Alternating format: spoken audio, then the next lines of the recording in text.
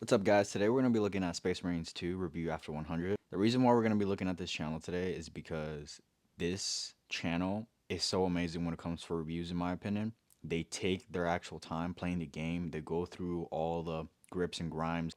All in all, they take their time.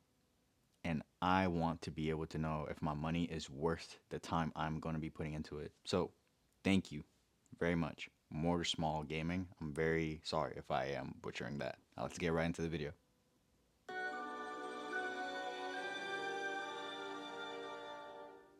What's going on, everybody? Mortem here, this A little time bit bringing too you loud. my review after 100% for Space Marine 2.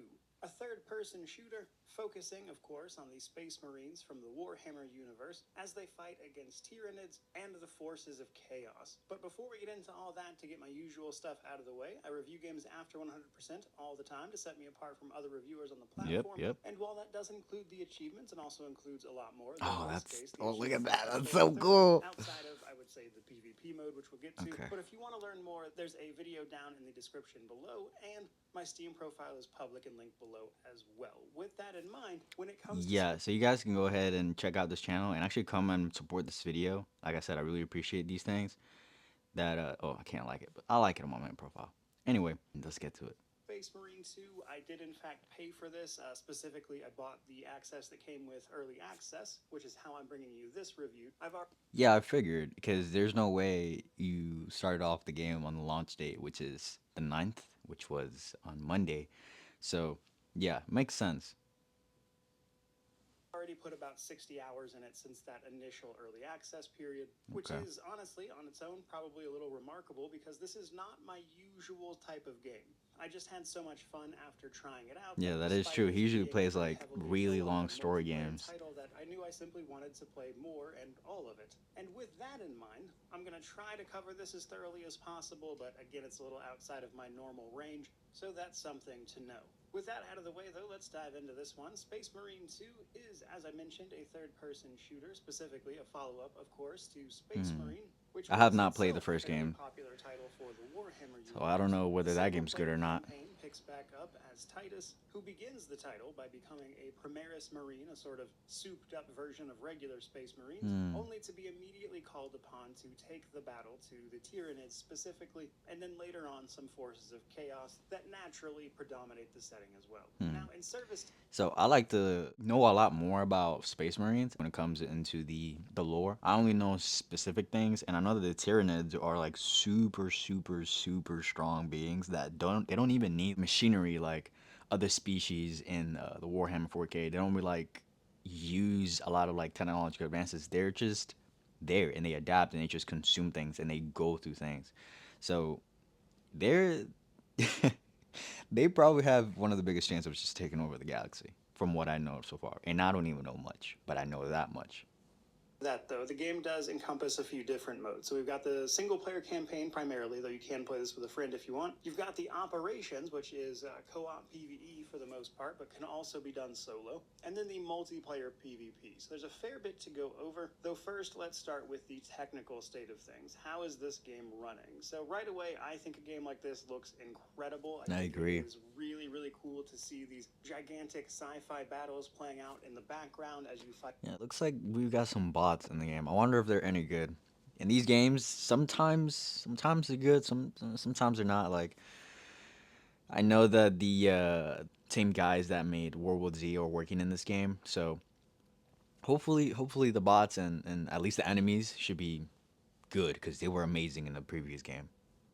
Fight your way through hordes of enemies, like literally swarms of them, and I think it's especially impressive how I'm gonna many turn that up. actors, so to speak, that they got on screen all at once, which is something that even the Steam Deck manages to do very well. Surprisingly so. I thought Steam it was Deck going can to run much handle it. worse there than it did. But Yeah, I that's not to agree. say it's all sunshine and rainbows. Now, most of the problems I ran into personally seem to be on the server side of things when I was playing things other than the main campaign. That is to say, some sort of crash related to lost connection. I got booted from a couple of matches. Servers seemed to be down at one point. The matchmaking itself, I think, could use some tweaks and work, as you have very little control over that, or even, say, applying for custom game modes. A lot of the matchmaking, even for operations, which can be done solo, is automatic, and there's no way to, like, just turn it off, outside of disconnecting from the internet, which is its own headache. And then I ran Yeah, into a variety of just small visual I think stuff, we all know like that some one. armor and assets kind of freaking out here and there in cutscenes and looking a little silly. So there's definitely that. Now, I have seen reports of other people suffering more serious issues, but they don't seem to be especially widespread. But there certainly seems to be potential for issues. Now, with all of that out of the way, let's move on a little bit to the difficulty. Well, I think that's just bound to happen. The game recently just did come out, and there's always just going to be something that's wrong with the game when it first comes out. There's always just going to be something, some tweaks, something that just happens. Side of things. So this is broken up into mostly operations and the single player campaign. So the main campaign, if you will, is a little more set in its difficulty because there is not so much progression for the single player version. You mostly just get access to different weapons as you go. So ramping up the difficulty on that campaign means having to engage with the mechanics and weapons just dealing the damage that they deal, etc. But you can choose between one of 4 difficulties and kind of tailor that experience to what you personally are comfortable with, which is especially important if you're playing solo, because one thing you'll notice pretty quickly is that the bots, while not completely useless, definitely could stand to be a little better, and they are a little prone to just standing around, or worse, just seemingly attacking random stuff with little to no benefit to you. So with that in mind, Saber Interactive probably did an amazing job with the enemies. I mean, you could literally see them all the way back there. That's just insane. But with that being said, I kind of like disappointed because sometimes I just like the solo games. I do have people that I can play games with, but they sometimes are not online the same time I'm online, and a lot of my friends may be busy. So I think that the bots, oh man, I think the bots should definitely be like maybe not reworked all the way, stripped down to their parts, but just fixed to where they actually help you a lot more often than if what he's saying is true, which I believe. Now, strangely enough, I actually found the bots to work better in the operations Hmm. mode of the Okay. game, which is where I thought they would do worse just because of the open-ended nature of that. But it seems like they have some sort of health protection in that mode that makes them less likely Hmm. to die on you. And so, while not nearly as good as an actual person, they are better in that mode. Now, Okay. speaking of operations, this version also has 4 different difficulty modes, minimal to ruthless. This ups the strength and health of the enemy. I gotta stop that right there because can I just say, look at the art. Look at the art. I gotta say, this is probably one of my favorites right here. It's just the fire in the back, the way that they're standing. That is amazing, and I really like this one right here as well. And of course, I can't not talk about the art, and I mentioned that. Dude, look at that. It's like he's piercing through this thing's skull. It's just awesome.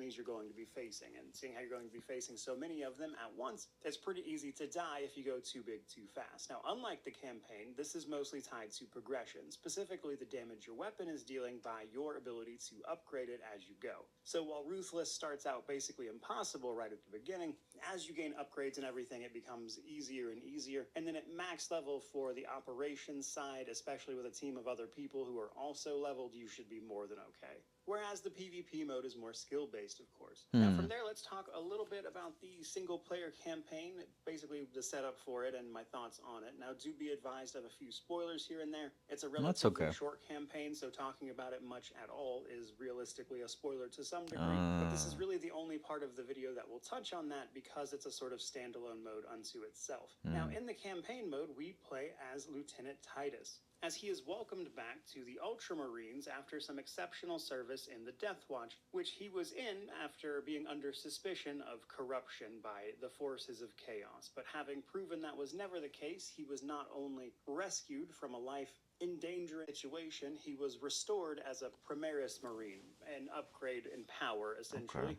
for those who don't want to get deep into Warhammer 40k Nah, lore. I want to But get deep as with I it. mentioned earlier, we are immediately thrown into a fight against the Tyranids, which is what we were doing on the planet as Deathwatch anyway, as our job was to set off a virus bomb to temporarily weaken them. And then the rest of the campaign is all about trying to stop the Tyranids and fight against them as much as possible before the forces of chaos get involved, and you do a little bit of fighting against them as well. Well, hopefully So we get the to story fight. is mission based, as you might expect. You operate Hopefully we get to fight like different sort of like enemies. Hopefully not just the Tyranids, because I do want to see a diversity in enemies in there. out of a hub, which is true for all of the modes, and you can replay these missions as you please, so it's a relatively shorter linear experience, as tends to be the case with these types of games. I Okay. would say it'll probably run you somewhere between 7 to 10 hours, depending on how much of the sites you decide to take in, but during that time, I think it does a fantastic job of representing Warhammer 40k, and one thing especially that I really liked is how much it showcases people who are not Space Marines, the everyday soldier who do the bulk of defending against these threats, with the Space Marines being more of a special operations unit. I'm kind of speechless, but I'm not surprised that somebody would deploy their most important assets to important missions. So it's kind of nice that they're touching up on the normal soldiers and making that difference with the Space Marine as well.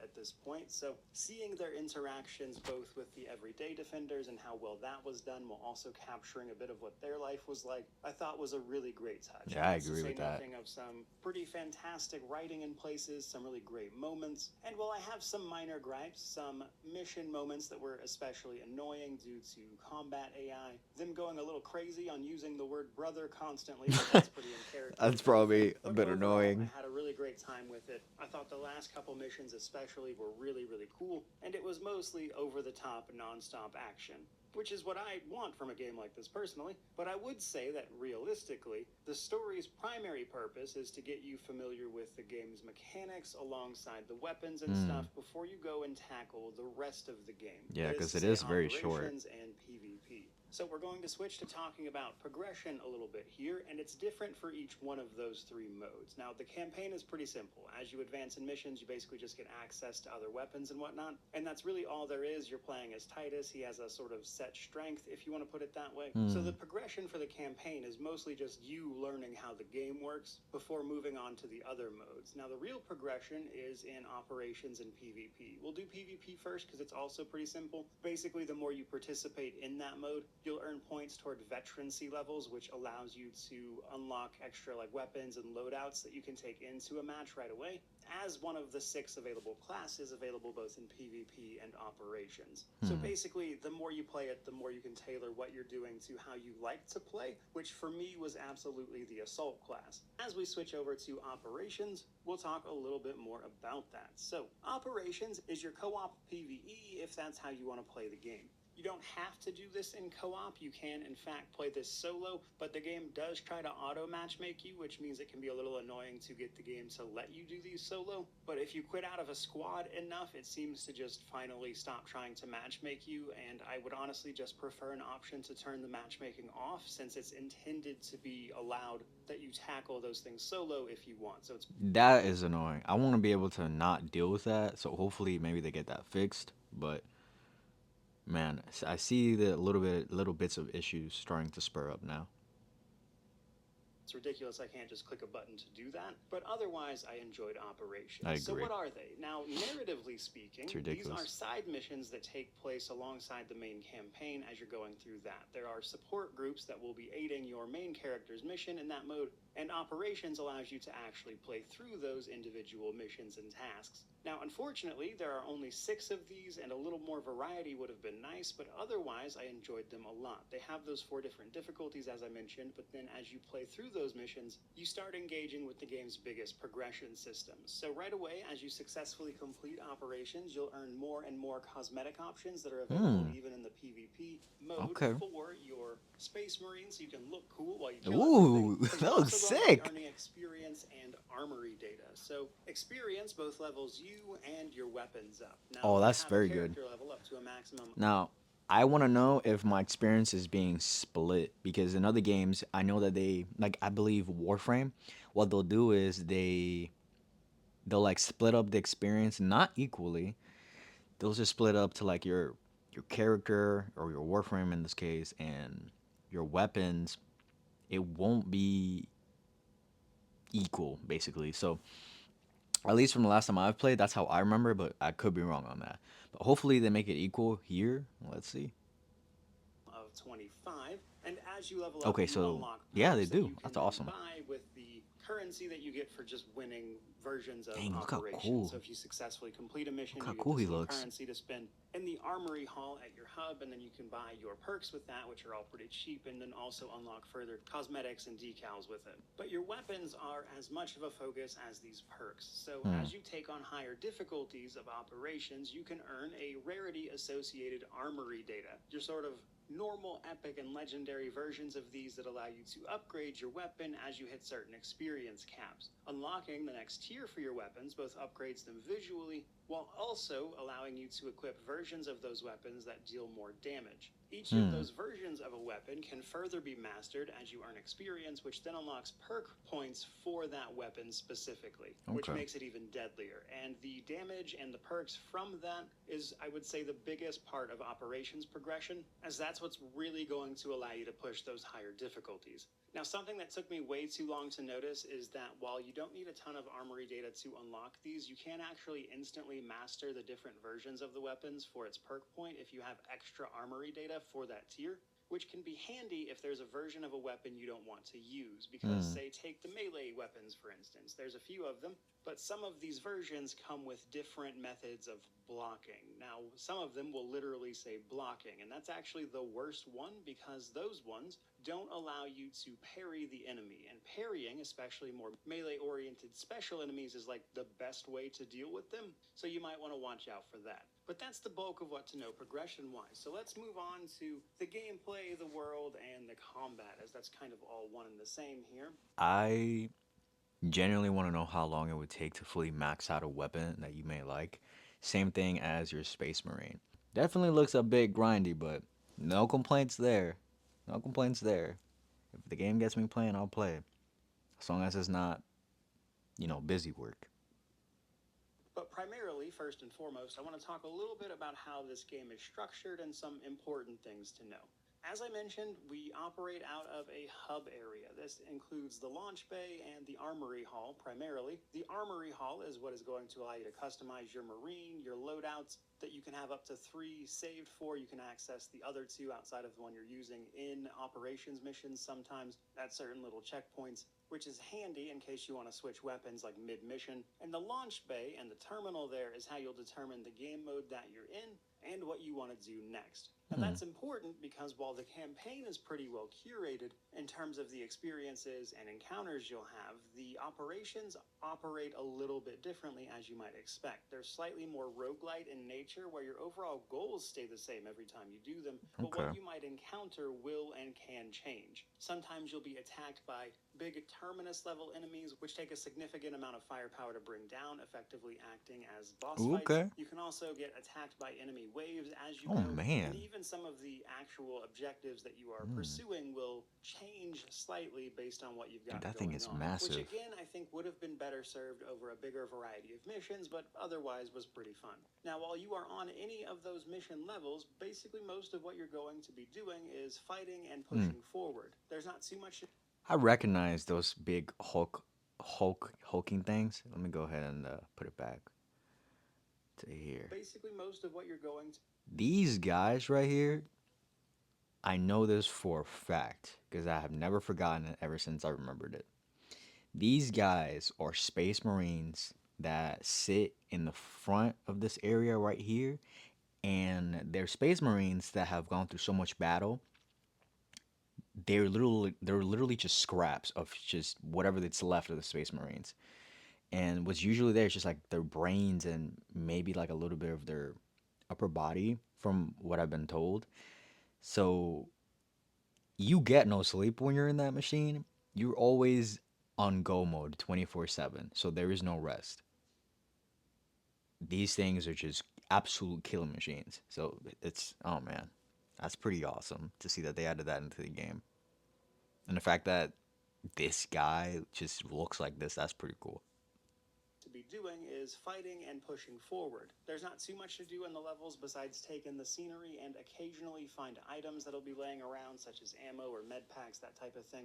Standard stuff, really. Kind of like and The Last of occasionally Us. you'll find a data slate, which can give you like a little bit of lore, but that is about it. So the missions themselves, outside of fighting the enemies, are definitely a little sparse. But probably the coolest thing about this is definitely whatever technology is running these swarms of enemies. Yeah, look at those things. And at least to my mind, it's wild how many of these they managed to get on screen all at once without, at least in my experience, having much problem at all. And again, even the Steam Deck seemed to perfectly manage this. Now, initially, I thought some of these swarms might have just been like a visual trick because they often come up to like ledges and whatnot, and then they sort of climb on top of each other. So I thought maybe those swarms at the bottom were maybe just visual effects and weren't actually enemies, but they are in fact enemies. They will all eventually climb up to fight you. You can even throw grenades down and, prevent them from climbing up to begin with if you've got the firepower for it. And that was genuinely wild to me.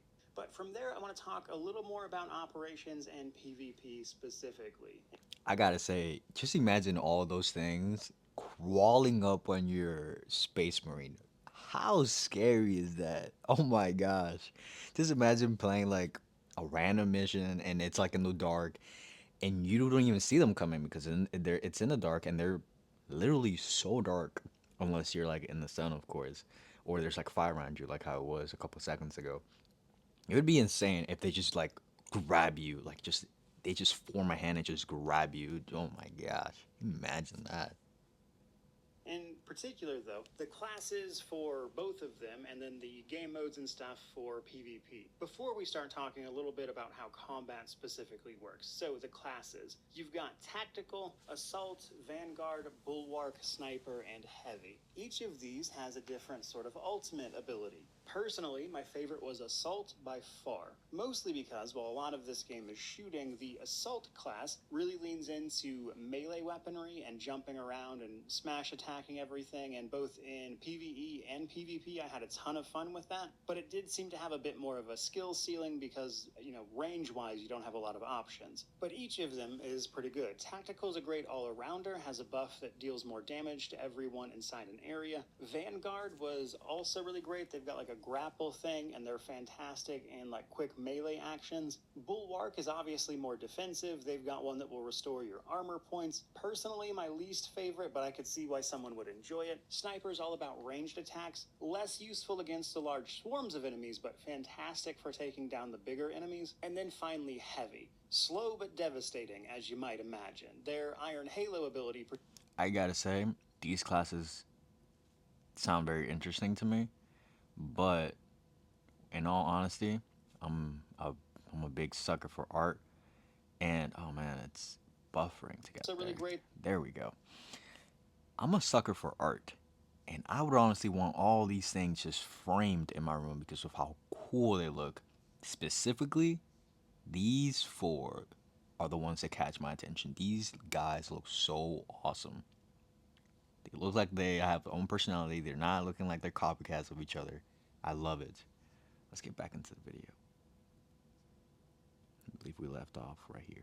It's useful against the large swarms of enemies, but fantastic for taking down the bigger enemies. And then finally, Heavy. Slow but devastating, as you might imagine. Their Iron Halo ability protects them from ranged frontal damage while they just focused on shooting, and combined with heavy weapons, which you can only temporarily carry in the main campaign that they just get all the time, is a ton of fun. I liked Heavy, but I liked Assault a lot more. And then as you progress these and get perks in Operations mode, they get even better and better, whereas in PvP you progress and unlock the exact loadout you like to play for that class. But there are some minor gripes that are associated with class specifically. Now in PvP I think this makes more sense, but you are limited in the amount of each class you can have on one team. Basically two. Oh, that sucks.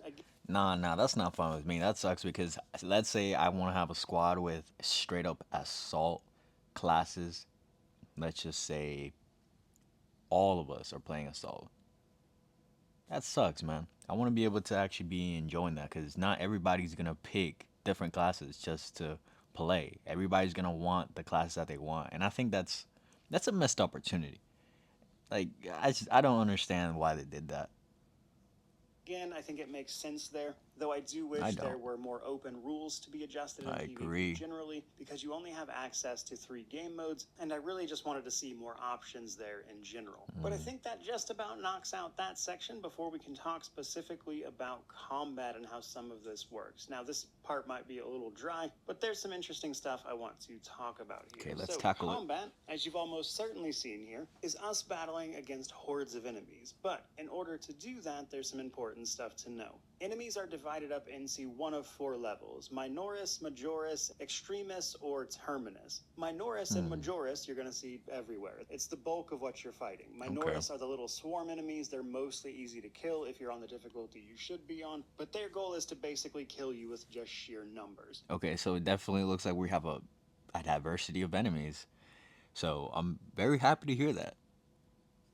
Now, Majoris, on the other hand, are the characters that are able to do some real damage to you and have Okay. a lot more health, requiring more of Ooh, your looks like attention we could to fight- take out. But you will still fight a be Marine. fighting quite a few of them, I think which that's means it's PvP though. necessary to learn their attack patterns. Now, thankfully, the enemy variety, beating down to Tyranids and some Chaos Marines, but also specific enemies performing specific actions, makes that a little easier to learn. Now, where things start to get a little more tricky is with the Extremis and Terminus enemies. Now, Extremis are specialty monsters of some description, like a Lictor or a Ravener, that have special attacks and methods that you'll need to deal with. In fact, the Lictor goes invisible and likes to attack from ambushes, but a tactical special ability will reveal it.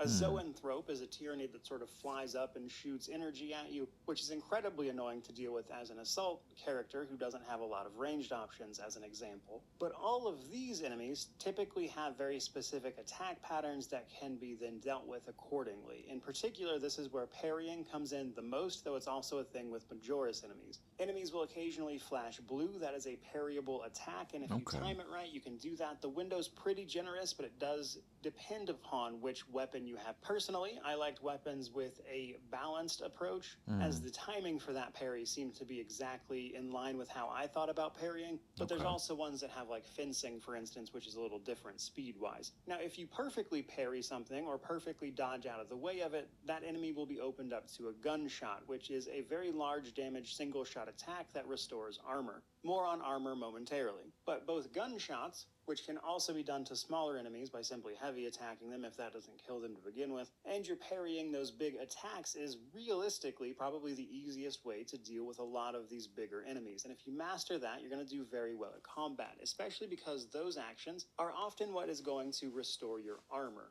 Now, your armor varies a little bit by the class and difficulty, but typically you're going to have 3 points. Small enemies will chip away at this, whereas Okay, I see. So it would be I bigger could play it. enemies will It would be these 3 points up here because I can see that this one's gone.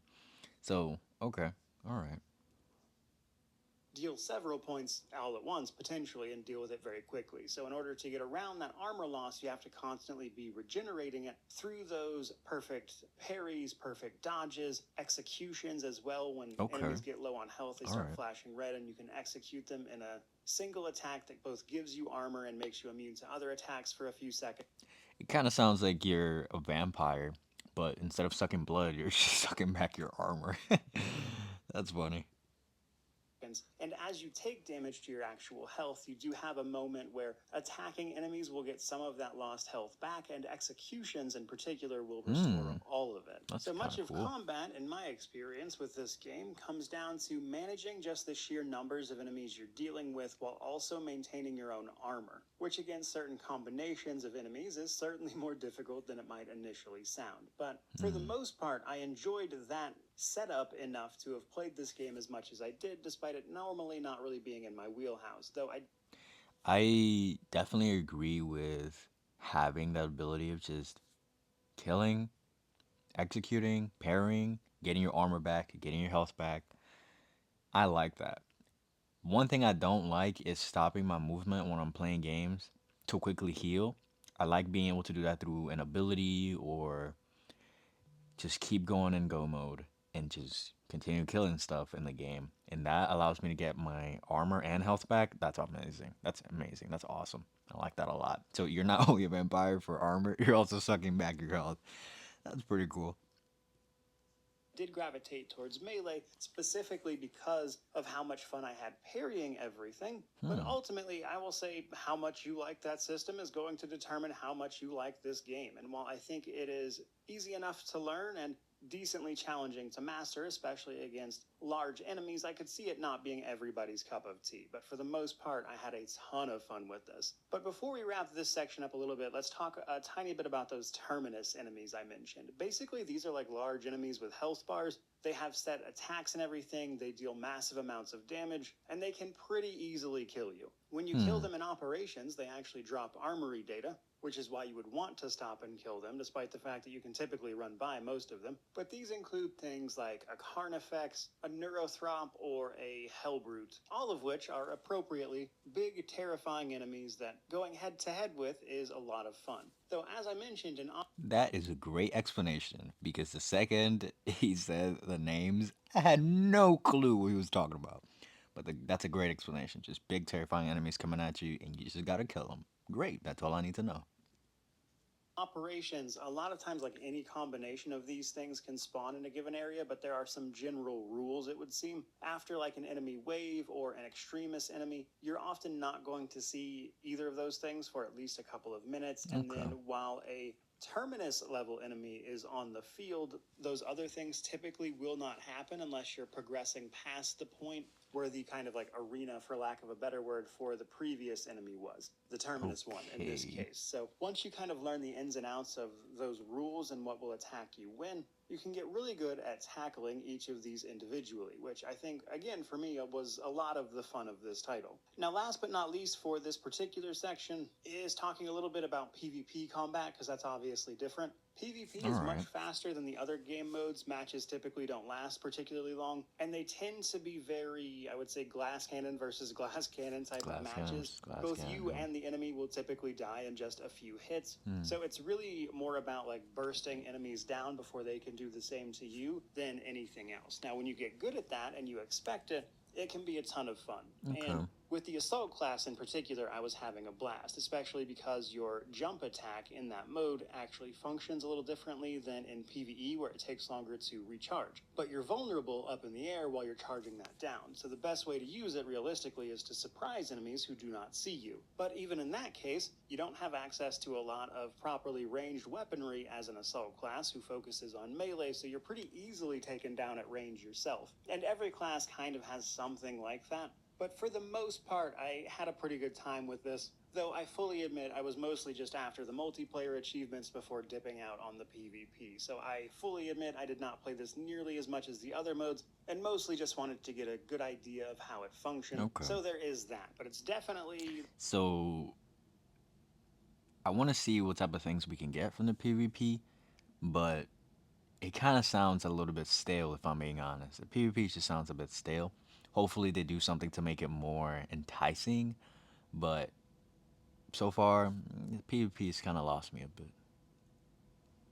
The kind of thing where you want to pick a class and figure out how you want to play and get really good at it to do the best you can. That brings us to the Steam Deck version, however. So surprisingly, the Steam Deck, I think, runs at least the operations and main campaign side of this pretty well. You got controller support. You said the Steam Deck was able to handle it at the beginning of the video. Okay.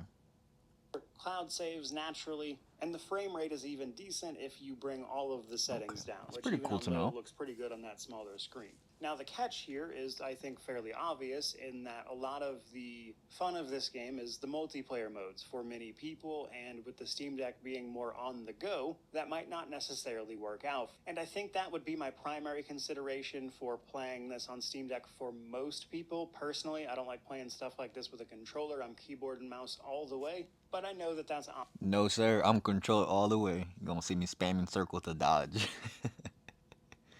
opposite of many. But for others, again, I think the Steam Deck part just comes down to, are you always using your Steam Deck where you have a proper internet connection so you can play in those modes with other people? And if not, are you fine with playing just the solo side of things, which is possible? But with that out of the way, let's move on to our positives and negatives before we wrap this thing up. So on the positive side of things, definitely the moment-to-moment gameplay, fighting against what seems like innumerable enemies only to wind up coming out on top when you get the gameplay down, and the the feel of that all around is fantastic. I think visually it's a very stunning game as well, and it really captures, I think, the fantasy of playing as one of these giant superhumans tearing through the enemies of the Imperium of Man. And that's by far the best thing this game has going for it. Now, on the negative side of things, that's where things get interesting, because I do actually think there are a variety of negatives to this game, but it really just depends on how much any one of those individually bothers you. For instance, I don't think the matchmaking of this game is particularly good. I It's agree. often matching you with people who are already playing the same class and operations, which Mm-hmm. it doesn't allow you to do. You have to go either change class, which Yeah, might change the I'm not level doing of the that. people it matchmakes you with, making the mission that you signed up for impossible. You also can't simply turn the matchmaking off despite being able to play That's that solo, ridiculous. which seems silly, and just not having options to customize that experience a little more than is available, especially when it comes to like PvP, which seems super limited if fun, is definitely, I think, a bit of a bummer. It's also sad, I think, that the bot AI is kind of woefully underprepared for a large amount of situations you might find yourself in, and in operations you can get yourself to a point where that's not such a big deal, but even then the max difficulty with bots is going to be really hard because those bots are difficult to direct properly. Whereas I think on the difficulty just below that, substantial, bots are perfectly fine if your character is kitted out for it. But the other So I definitely see that you can tackle things by yourself, but you have to be like really strong to do so, going by what he just said. So it looks like the bots are gonna sort of help you, but not really be there. And so far, it's a little bummer because sometimes there's there's times where I just want to play by myself, but it's not necessarily something to be frowned upon. other negative for me, realistically, is just that I wish there was more variety to the missions and gameplay. I agree. I was literally thinking this. I feel like the gameplay looks a bit stale and very repetitive. If all I'm doing is just going through hordes or fighting different sort of enemies or just fighting against real players or having real players be in my squad to then fight those said enemies, I think it becomes stale after a bit. I think it's definitely awesome and cool that you can play as a space marine and you're giving that experience, but after a while it becomes very repetitive in my personal opinion. And I'm not really a fan of too much repetitiveness. There's got to be a little bit more diversity in my opinion. Play modes and stuff that were available, because as it stands right now, I think those are pretty limited. And in the course of this 100% review, it did absolutely get extremely tedious to run through the exact same missions Yeah, there over you and go. over again, even if I was having a ton of fun with the combat itself. Yeah. Now, personally, I don't see wanting more of a game as the worst thing a game could do. That is to say, if I walk away from a game going, man, I wish I could have played more of that, and that there was more content, etc., that's not necessarily the worst thing a game might have going for it. So again, how much that bothers you is going to be up in the air, which brings me to my conclusion. Simply put, I played this game for 60 plus hours. I think it was like 61 or 62, something like that. Despite this normally not even being the kind of game that I like to play, but it felt so incredible to play. The story was really cool. The over-the-top feel of it all really drew me in. And again, I paid for this one out of pocket. Specifically, the gold edition was like $90 US, and I feel perfectly good about that. I had a lot of fun for that price, and now that we're past the early access period, I think the standard version for $60 definitely justifies the price tag.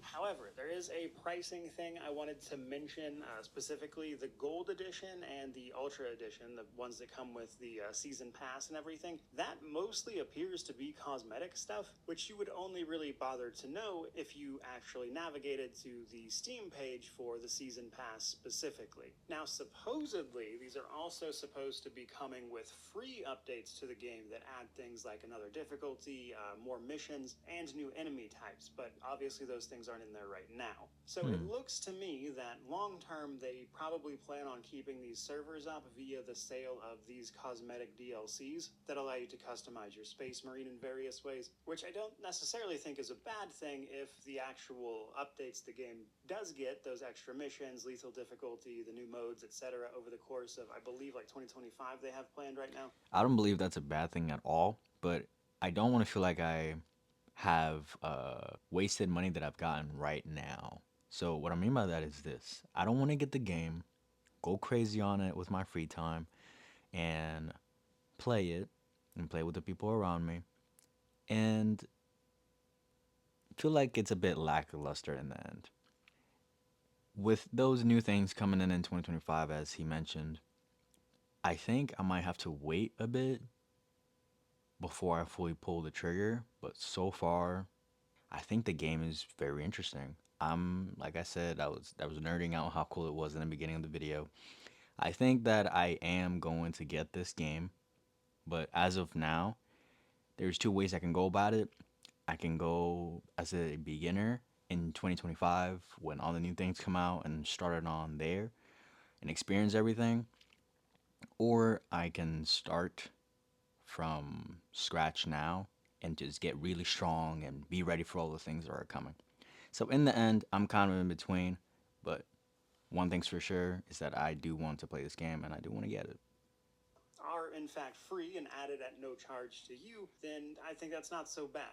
But I Hmm, mention that's that good. specifically here at the end because that is the kind of situation that, let's be honest, we've seen turn south many, many Many times for times. many, many games. And while I don't think that's the case here now, I just want people to be aware of it. But as Hmm. it stands, simply put, I paid for this game out of pocket. I had a ton of fun with it. And I'm honestly looking forward to when some of these free updates drop because, as I said, mostly I just want to play more of this game. So that, I think, is where I'm going to leave this particular review. So with that being said, guys, give some love and support.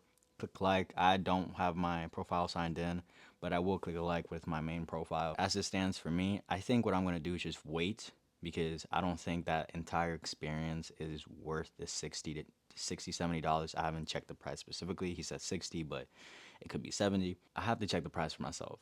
I play on PS5, so it's usually $70. I'm going to wait a couple more months, see if they release everything that they said they're gonna release, see how the game goes, and just wait on before I make the purchase. But this is a game I will definitely play. But I would definitely play it if they stick to what they say. Thank you so much for watching this video. Subscribe if you really enjoyed it. Enjoy the rest of your day, and God bless.